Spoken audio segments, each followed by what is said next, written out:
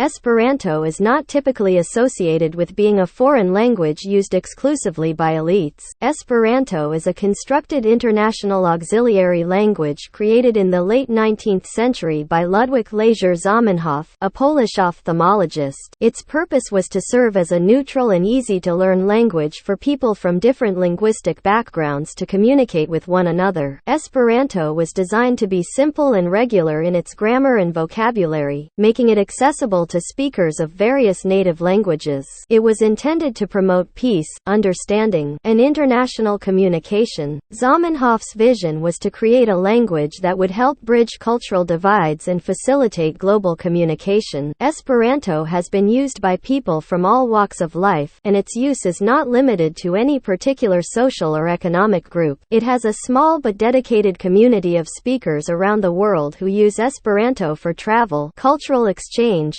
international meetings, and personal communication. While Esperanto may not have gained widespread adoption as an international language, it continues to be used and appreciated by individuals who value its ideals of linguistic equality and international understanding. It is not primarily associated with elites, but rather with a diverse community of language enthusiasts and individuals interested in intercultural communication.